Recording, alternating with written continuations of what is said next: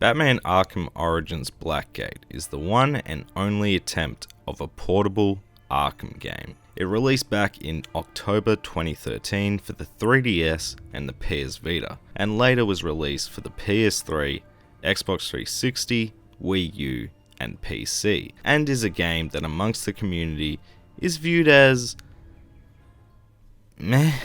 However, I remember the game more fondly, as it was one of the first games I picked up for my 3DS and did help tide over some card trips, and being such a big fan of Batman and the Arkham series, was a game I viewed as a pretty good attempt at a portable version of the series. Unfortunately now, after replaying the game for this video, I am much less fond of the game today. But let's talk about why that is. Today I'll be going over and breaking down the game and what I like and don't, and if it's worth a look for fans of the Arkham series who may have missed this one. So sit back, relax, and let's talk about Batman Arkham Origins Blackgate.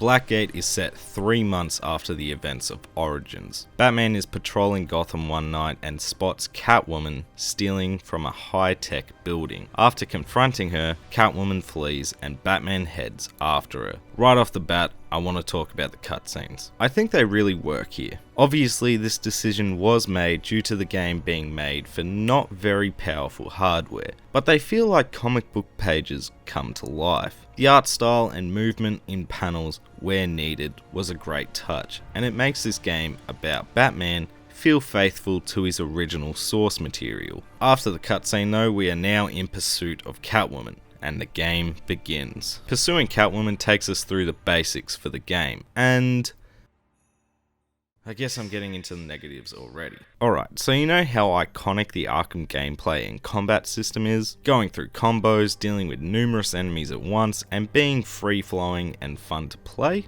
Well, Blackgate throws this out the window. It attempts to replicate the combat from the series, but because the game is in a 2.5D format, unfortunately it makes the combat feel very clunky. Enemies can now only come from one of two directions, but multiple enemies can come from one direction, meaning the game relies on an auto-lock system of sorts. Where this makes sense in concept, it ends up being a constant source of ways to fail your combo meter. Batman will punch the air, not flow from enemy to enemy at times, or fight an enemy you didn't want to yet. This downfall they do attempt to patch with Batman's combo meter not going away for a long time unless you fail an attack, but this ends up being a way to slow down combat in a series where fast, free-flowing combat is what makes it so good. As we pursue Catwoman, we see how the traversal of the environment works as well, which I actually liked. It's a Metroidvania style of game, and traversing the world, again, sacrifices needed to be made so the game isn't as free-flowing and exploratory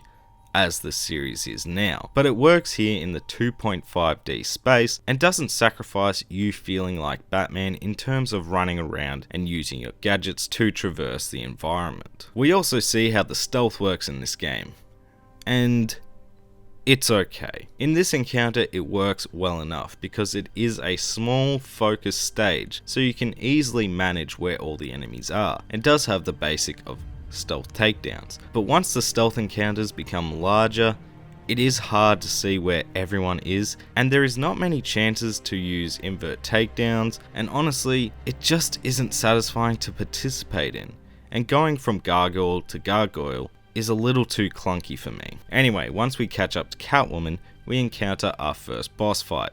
That is pretty damn easy. It involves countering her attacks and stunning her, and honestly is a bit boring. Once defeating Catwoman, we leave her for the police and she is sent to Blackgate, and we resume the game 2 weeks later, as Blackgate has been overrun, the prison staff taken hostage, and Catwoman is Batman's only ally to go after Black Mask, Penguin, and Joker, and save the hostages. And really the story falls off the wagon from here in terms of who cares? Look, it's obvious from the start that Catwoman is using Batman to access this vault and clear out the possible threats. But not only this, the villains you face after this setup, well, they lead to a stupid amount of backtracking. Usually just before you think you're about to face one of these foes, they escape and leave you to find a higher access code or a new gadget conveniently in a different sector of the prison. This backtracking isn't helped by the fact that you need to use your extra detective mode to scan environments to access further parts of the map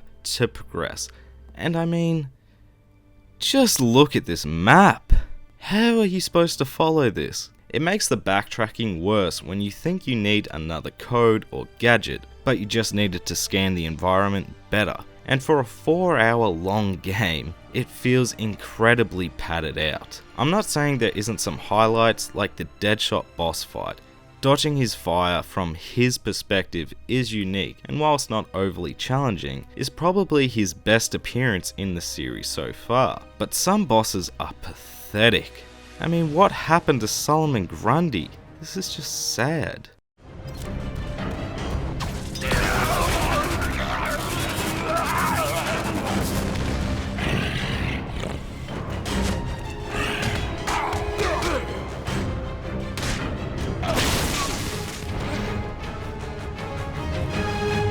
But some of the fights like Penguin are frustrating to say the least because of the flawed stealth in this game. The arena is nice and large, but it means you can't see all of your enemies, which you need to be able to do so you can plan your attack, or else they will destroy you. I almost stopped playing here after countless attempts were thwarted by funky controls like the crouch button when pushed near ladders, making you use the ladder and compromise your position. Joker is also pretty sad, basically involving using your line launcher to zip back and forth, kicking him.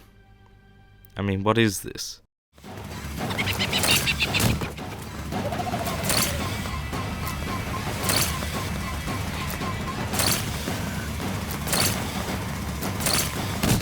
Is this nice? Black Mask involves distracting him to take him down with a button press, and once you defeat these three, Catwoman betrays you and leaves you with one last task that yet again pads out the length of the game. For me, because I defeated Joker last, I had to disarm Joker's bombs around the prison. Only, usually they were in the middle of the map, meaning you need to get there, disarm the bomb, and then backtrack to the beginning or the end of the stage to fast travel to the next area. Ugh! You fight Catwoman again with a bit more variety this time, and the game ends. Oh right, the whole backing for this game was further setting up the Suicide Squad premise from Origins. That's it. That's the game. I know I was pretty negative in this video. Honestly, it's for good reason. The game is not the worst game I've ever played. It does have some cool moments, and at times is fun to explore and find secrets, and some bosses being pretty cool. But for a 4-hour long game to bore me as much as this is not a good sign. The backtracking is what really hurt this game the most for me. Honestly, the game could have been half the length. It has that much backtracking, and it isn't helped by the poor map design and some downright lackluster bosses and story on the whole. Honestly, I cannot recommend this game. It doesn't add much to the Arkham lore, and it doesn't even feel like an Arkham game. I'd skip this one. It just isn't worth your time.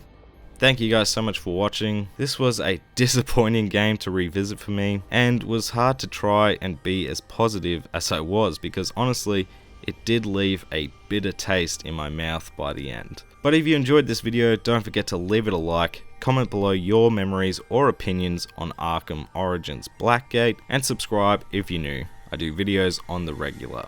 And next time we'll be going over the game that divided fans with Batman Arkham Knight. But do give me some time with this one. It's a big game with a good chunk of content and DLC. If you want the best way to stay up to date with the channel, don't forget to follow me on Instagram and Twitter at MayorHairBear for gaming pickups, gaming opinions on new and old games, and what I'm working on for the channel. But for now, I hope you're all having a great day, and I'll see you guys in the next video.